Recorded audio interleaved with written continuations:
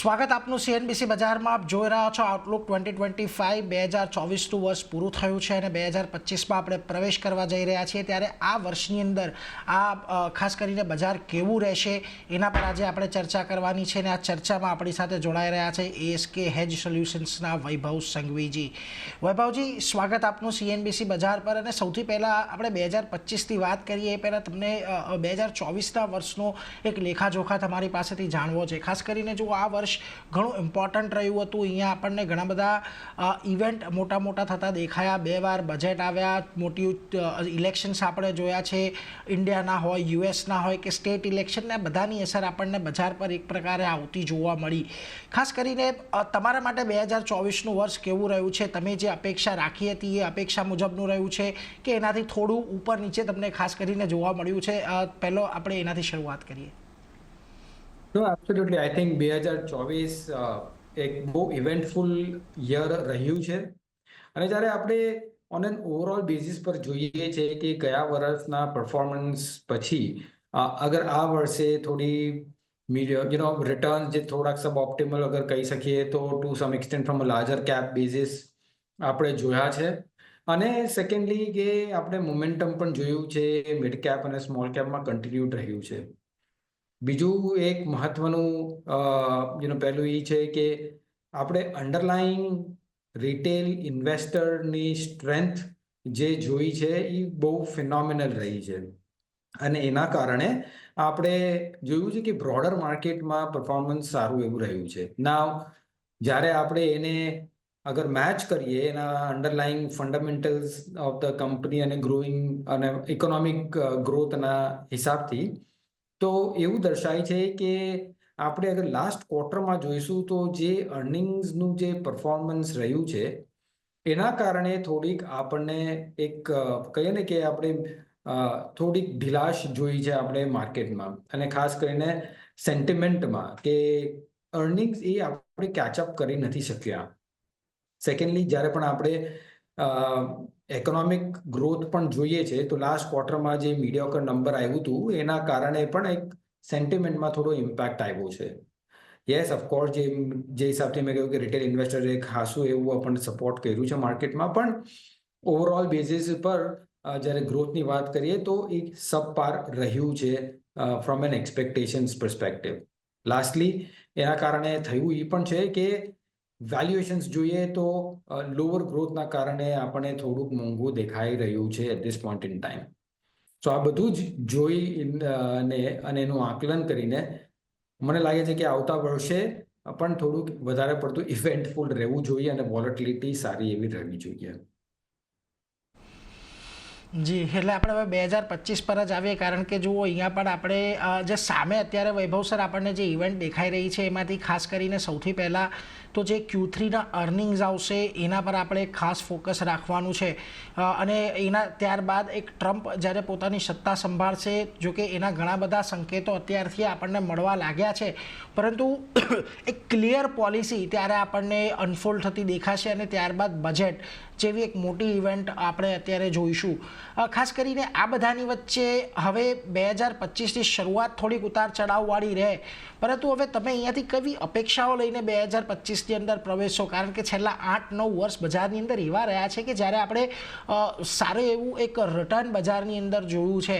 તો શું તમે અત્યારે થોડી રિટર્ન એક્સપેક્ટેશન મોડરેટ કરી રહ્યા છો વેલ્યુએશન મુજબ, કે અત્યારની જે પરિસ્થિતિ છે તમને લાગે છે ભારતીય બજાર એક જે હિસ્ટોરિકલ એવરેજીસનું જે રિટર્ન આવ્યું છે એ પ્રકારનું તમને જોવા મળશે? આઈ થિંક જ્યારે આપણે 2025ની વાત કરીએ, નોટ ઓનલી 2025 પણ એઝ અ ફંડામેન્ટલ પ્રિન્સિપલ અગર તમે જોશો તો માર્કેટનું પરફોર્મન્સ કે સ્ટોક્સનું પરફોર્મન્સ એના અંડરલાઈંગ અર્નિંગ્સનું રિફ્લેક્શન રહેશે over a longer period of time. Of course, in between તમે જોશો કે ઘણી વખત યુફોરિયા થઈ જાય અને ઘણી વખત ડિપ્રેશન ઇન વેલ્યુએશન્સ પણ થઈ જાય, પ્યોરલી બીકોઝ કારણ કે એના શોર્ટર ટર્મ નરેટિવ એ સેગમેન્ટના કે ઓવરઓલ માર્કેટના સારા કે ખરાબ થતા હોય છે, અને એના કારણે તમે એ એક્સેસ જોશો બેવ સાઈડ. નાવ જ્યારે આપણે અગર એમ કહીએ છીએ કે લોંગર ટર્મનું પરફોર્મન્સ અંડરલાઈંગ અર્નિંગ્સ ગ્રોથ પર નિર્ભર છે, ત્યારે એક મુખ્ય વેરિયેબલ એ પણ છે કે આપણે લાસ્ટ ક્વાર્ટરમાં જે અર્નિંગ્સ વીકનેસ જોઈ લાગે છે કે આ ક્વાર્ટરમાં પણ કન્ટિન્યુડ રહેશે. અને જ્યાં સુધી અગર અર્નિંગ્સ વીકેન્ડ રહેશે ત્યાં સુધી મને નથી લાગતું કે એવી કોઈ ખાસ મોમેન્ટમ આપણે માર્કેટ તરફથી જોઈ શકશું. લાસ્ટલી કે આપણે ઇનસ્પાઇટ ઓફ વીકેન્ડ અર્નિંગ્સ મોમેન્ટમ આપણે વેલ્યુએશન્સમાં સ્ટાન્ડર્ડ ડિવિએશનથી 1 કે 2 ડિપેન્ડિંગ અપોન કયા સેગમેન્ટની વાત કરીએ છીએ એ હિસાબથી આપણે મોંઘા ચાલી રહ્યા છે. સો ઇન ઇફેક્ટ એક સાઈડ આપણે મોંઘા છે in terms of the valuations, બીજું કે અર્નિંગ્સ થોડા મીડિયોકર થઈ રહ્યા છે. થર્ડલી ઇકોનોમિક ગ્રોથ લાસ્ટ ક્વાર્ટરમાં જે હિસાબે જોયું છે એ પણ થોડાક સોમ્બર હતા in terms of the numbers. So overall basis ઉપર આપણે two some extent ફ્યુચરના returns already થોડાક પેલા ડિસ્કાઉન્ટ કરી ચૂક્યા છે. ના એના કારણે આપણે શું જોઈ શકીએ?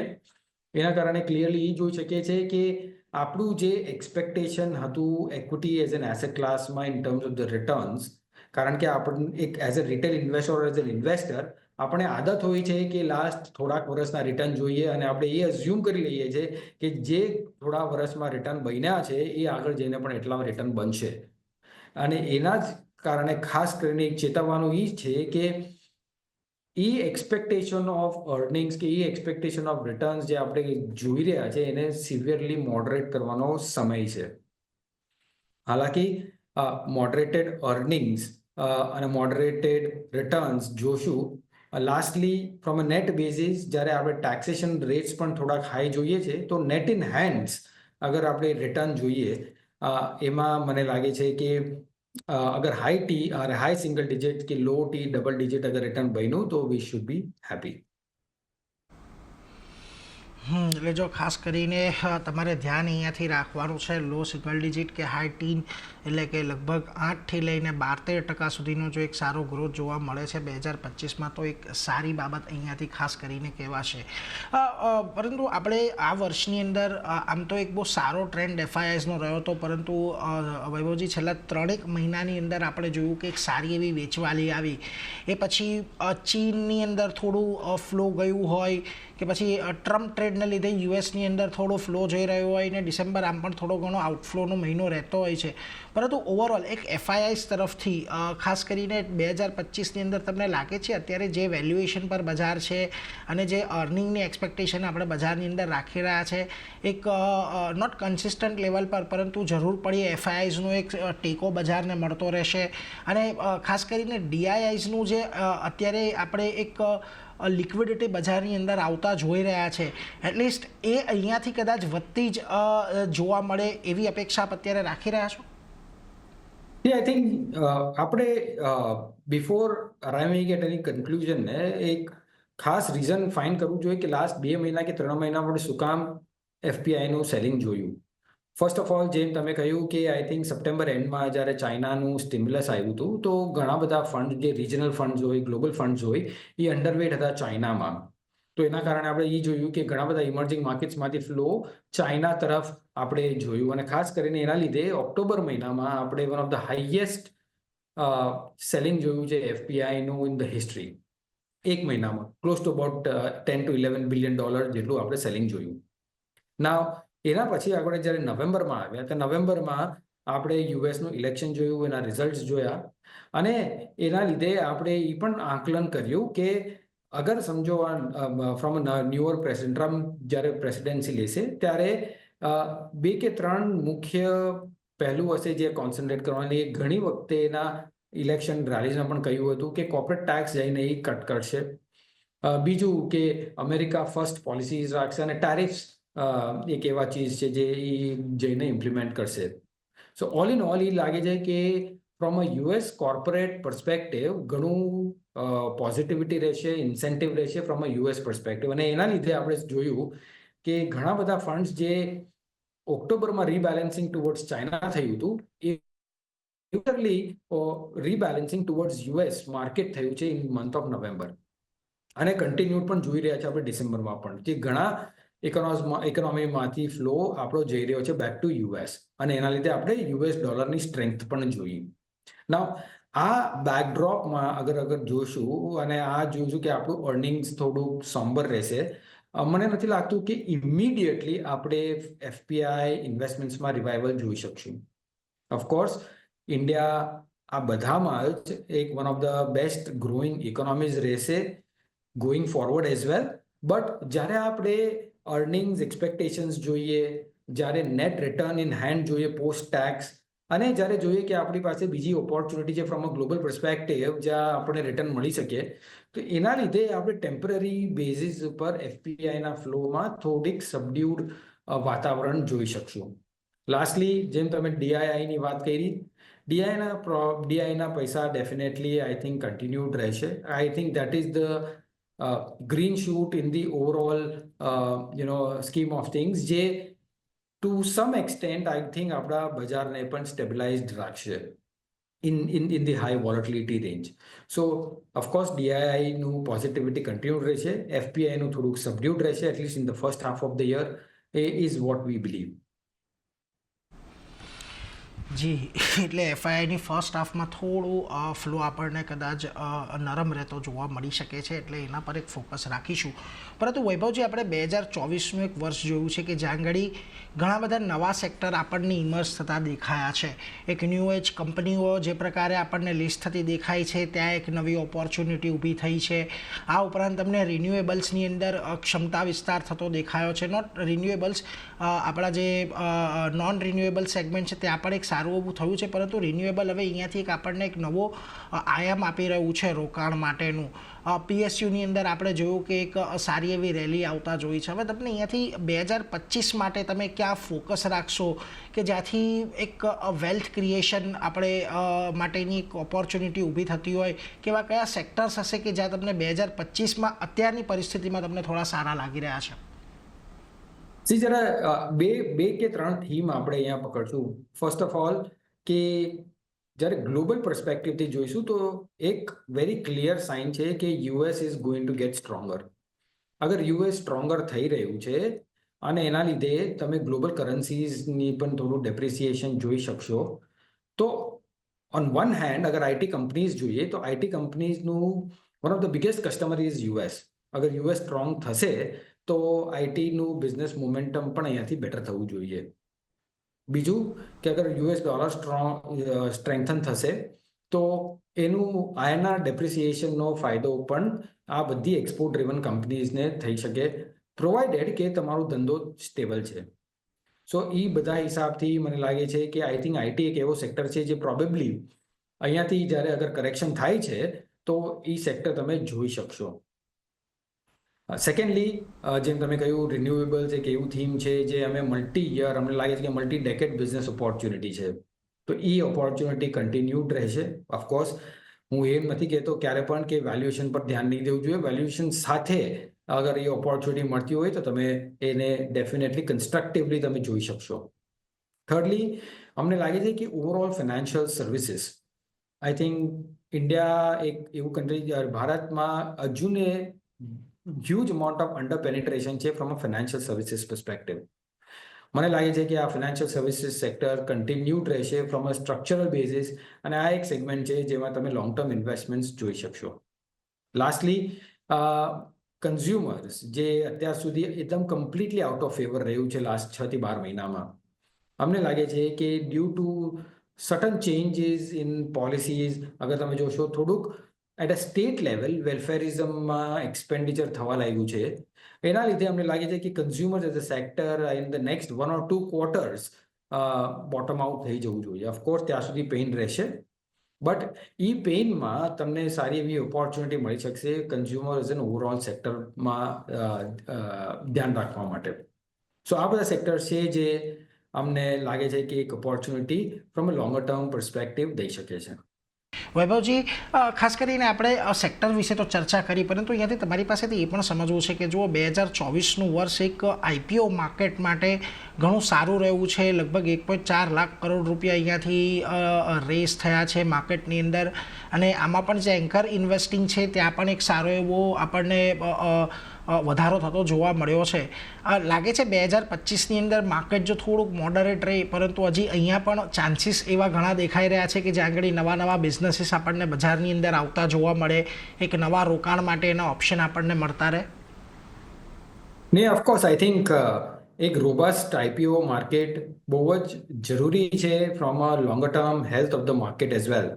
અને એ એક સાયકલ પૂરી કરે છે જ્યાં તમે ઓવરઓલ બેઝિસ ઉપર right from venture capital investment to private equity investment, અને જ્યારે પ્રાઇવેટ ઇક્વિટી ઇન્વેસ્ટમેન્ટ જ્યારે અનલોક થાય છે આઈપીઓ માર્કેટમાં લિસ્ટિંગ થઈને, તો એ આખી ઇકોસિસ્ટમ આઈ થિંક એ રોબસ્ટ બને છે અને બહુ પોઝિટિવલી એને જોઈ શકાય છે.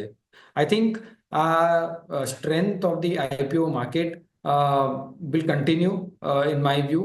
But having said that, ખાલી એક ધ્યાન રાખવું જોઈએ કે આપણે જ્યારે આઈપીઓનું લિસ્ટિંગ થાય છે અને આઈપીઓના લિસ્ટિંગમાં જે વેલ્યુએશન્સ પર લિસ્ટ થાય છે, અગર યુફોરિક બનીને આપણે એમાં અગર પાર્ટિસિપેટ કરીએ છીએ પોસ્ટ લિસ્ટિંગ, તો આપણે એક ટ્રેન્ડ જોયું છે કે આવતા 1 વર્ષ કે 1.5 વર્ષ સુધી તમારું એવું ફ્રોમ રિટર્ન પર્સપેક્ટિવ એવું ખાસ રિટર્ન બનતું નથી most of the times. I not saying કે બધા જ વખતે હોય છે, but most of the times. So એ એક ખાલી ધ્યાનમાં રાખીને ફાઇન ટ્યુન કરવી જોઈએ from a strategy perspective, especially on the IPO side. એટલે જુઓ, ખાસ કરીને તમારે અહીંયાથી થોડું વેલ્યુએશનને ખાસ ધ્યાનમાં રાખવાનું છે જ્યારે આઈપીઓ માર્કેટની અંદર રોકાણ કરો છો. પરંતુ 2025નું વર્ષ અહીંયાથી આપણને એવું રહેતું જોવા મળશે કે જ્યાં આગળ ખાસ કરીને આઈપીઓસ પણ વધારે આવતા દેખાશે. પરંતુ વૈભવજી, જે પ્રમાણે આપણે Q2ના પરિણામો જોયા, ત્યારબાદ ઘણી બધી જગ્યાએ આપણને અર્નિંગ્સ કટ આવતા જોવા મળ્યા છે, રેટિંગ કટ આવતા જોવા મળ્યા છે. તમને લાગે છે 2025માં કદાચ 1 કે 2 ક્વાર્ટર હજી આ સિલસિલો યથાવત રહે, પરંતુ ગ્રેજ્યુઅલી 2025નું વર્ષ આપણને આ જે અર્નિંગ સાયકલ થોડીક ડાઉન થઈ છે એનું બોટમ બનતું કે થોડું રિવર્સ થતી તમને દેખાય, એવા કોઈ તમને અત્યારે ચાન્સીસ દેખાઈ રહ્યા છે? નહીં, ઓફકોર્સ આઈ થિંક એના ચાન્સીસ ફોર શ્યોર છે, પણ એ ધ્યાન રાખવું જોઈએ કે જે આપણે અર્નિંગ્સમાં કટ્સ જોયા છે, ઇકોનોમિક ગ્રોથમાં પણ તમે થોડુંક કટ જોયું છે. આઈ થિંક આવતું યુનિયન બજેટ જ્યારે આવશે તો એક ઓપોર્ચ્યુનિટી રહેશે આ ગવર્મેન્ટને ટુ ટાર્ગેટ સ્પેસિફિક સ્ટેપ્સ કે આપણે ઇકોનોમીને કઈ રીતે રિવાઇવ કરીએ. આઈ થિંક બજેટને આપણે બહુ ક્લોઝલી જોઈશું, અને અમને એવું લાગે છે, અને મારા મંતવ્યના હિસાબથી I think government should really focus on expanding the overall pie, rather than getting larger share of the smaller pie. So એનું મૂળ સારી થયું કે આપણે ઓવરઓલ ગ્રોથ પર ફોકસ રાખવું જોઈએ, રાધર દેન આપણે કહીએ ને જ્યારે ટેક્સ કલેક્શનની વાત કરીએ તો having a larger pie of that smaller pool. So growth centric budget, consumer focused budget, tax rationalization budget, અને લાસ્ટલી કે clear focus on ease of doing business. I think એ બધું જ જ્યારે કમ્બાઈન થશે, તમને લાગે છે કે એ એક ઓપોર્ચ્યુનિટી છે જે ગવર્મેન્ટ એને લઈને આગળ વધી શકે છે અહીંયાથી four further increment in terms of the growth. અને એક વખત ઇકોનોમિક ગ્રોથ આવ્યું તો ઓટોમેટિકલી તમારા અર્નિંગ્સ ગ્રોથમાં એનું રિફ્લેક્શન આવ્યા રાખશે. એટલે જો અહીંયાથી ખાસ કરીને આ જે પ્રમાણે આપણો આર્થિક વિકાસ દર થોડો વધતો દેખાશે, કંપનીઓના અર્નિંગ્સની અંદર પણ અહીંયાથી એક સુધારો આપણને આવતો દેખાશે, એટલે એના પર એક ફોકસ રાખીશું. પરંતુ લાસ્ટલી એક પોઈન્ટ ચર્ચા કરવી છે, ખાસ કરીને ઇન્ડિયન રૂપીને લઈને કે આપણે જોયું છે કે છેલ્લા ઘણા વર્ષની અંદર આપણને ઇન્ડિયન રૂપી થોડો ડેપ્રિશિએટ થતો દેખાયો છે, પરંતુ જેની પેસ થોડી ઓછી છે. દાખલા તરીકે અત્યારે પણ આપણે જોઈએ તો જે પ્રકારની ડોલર ઇન્ડેક્સની પરિસ્થિતિ આપણને ટ્રમ્પના ચૂંટાયા બાદ જોવા મળી છે, ઇન્ડિયન રૂપીની અંદર થોડું ઘણું આપણને ડિક્રીઝ જોવા મળ્યો છે. પરંતુ ઓવરઓલ જ્યારે આપણે વૈશ્વિક કરન્સીની સામે જોઈએ છીએ તો અન્ય જે ઇમર્જિંગ કરન્સી છે એની સામે થોડો ઘટાડો ઓછો રહ્યો છે, અને આરબીઆઈએ એક ઘણા જ પ્રોએક્ટિવલી રૂપિયાને મેનેજ કરવા માટેના પણ ઘણા સ્ટેપ્સ લીધા છે. પરંતુ ગોઈંગ ઓન ફોરવર્ડ તમને લાગે છે કે થોડું ઘણું હજી અહીંયાથી તમને રૂપિયો નરમ થતો જોવા મળી શકે 2025માં? અહીંયા આપ કેવો વ્યૂ ધરાવી રહ્યા છો? એ તો આપણા ઉપર છે કે આપણે આપણું કમ્પેરિઝન કોની સાથે કરીએ છીએ. I mean there will always be currencies who will do worse than us, and there will be always be currencies જે આપણા કરતાં બેટર પણ કરે છે. તો આપણે એવા સ્ટેટસ ઉપર પહોંચવું જોઈએ કે સ્ટેચર પર પહોંચવું જોઈએ કે આપણે પોતાને કોની સાથે કમ્પેર કરવું જોઈએ. સેકન્ડલી, જ્યારે એ પણ સમજીએ કે ઓવરઓલ બેઝિસ પર India is a capital starved economy, એને કેપિટલની અત્યંત જરૂરત છે, both from an foreign perspective અને લોકલ પર્સપેક્ટિવ. યસ, લોકલ પર્સપેક્ટિવથી આપણે ઘણું કામ કર્યું છે અને આપણે એનું ફ્લો બહુ પોઝિટિવલી જોઈ રહ્યા છે, કારણ કે એવા મેજર્સ પણ થઈ રહ્યા છે જ્યાં બધા ઇન્વેસ્ટરો પાર્ટિસિપેટ પણ કરી રહ્યા છે. પણ આપણે જોયું છે over the last few years એફપીઆઈના ઇન્વેસ્ટમેન્ટ ઓન નેટ બેઝિસ બહુ એન્કરેજિંગ નથી રહ્યા. ઓફકોર્સ એના ઘણા બધા કારણો છે. ઇટ ઇઝ નોટ કે આપણે એક સિંગલ પોઈન્ટ કરી શકીએ છીએ, but from a structural perspective આપણે આઈ થિંક ઘણું બધું ઇઝ કરવું પડશે. અને મારા હિસાબથી જઈને પ્રોએક્ટિવલી એક ડાયલોગ એને અગર ફોરેન ફંડ સાથે કરીએ તો આઈ થિંક એ ઘણું સારું એવું હેલ્પ કરશે આપણને from an overall foreign investments તરફથી. સો આઈ થિંક એક બેલેન્સ હોવું જોઈએ, બેવ તરફથી ઇન્વેસ્ટમેન્ટ્સ આવવા જોઈએ, અને એ અગર ઇન્વેસ્ટમેન્ટ્સ આવે છે તો આપણે બાકી જગ્યાએ જ્યાં ડેફિસિટ થઈ રહ્યું છે એને પણ સારી રીતે બેલેન્સ કરી શકશું. સો ઓવરઓલ બેઝિસ પર જ્યારે રૂપી જોઈએ છે, એની સ્ટ્રેન્થ જોઈએ છે from a medium two longer term perspective, an adequate robust flow mechanism from a global standpoint is necessary. અને એની માટે જે પણ કરવું પડે આઈ થિંક એ આપણે કન્સ્ટ્રક્ટિવલી આગળ જઈને કરવું જોઈએ. એટલે જો ખાસ કરીને આ એક મત અત્યારે રૂપિયાને લઈને બની રહ્યો છે કે કન્સ્ટ્રક્ટિવલી આપણે પગલાં લેવા જોઈએ કે જેથી એક એવી સિસ્ટમ ઊભી કરી શકીએ કે જ્યાં આગળ ફ્લો એક નિયમિતપણે આવતા રહે. એ સાથે જ વૈભવજી, આભાર આપનો, આપ અમારી સાથે જોડાયા, માર્કેટના 2025ના આઉટલુકને લઈને અમારી સાથે ચર્ચા કરી. આભાર આપનો. Thank you very much. તો એ સાથે જ ખાસ રજૂઆતમાં આટલું જ, પરંતુ વધુ સમાચાર માટે આપ જોતા રહો CNBC બજાર. નમસ્કાર.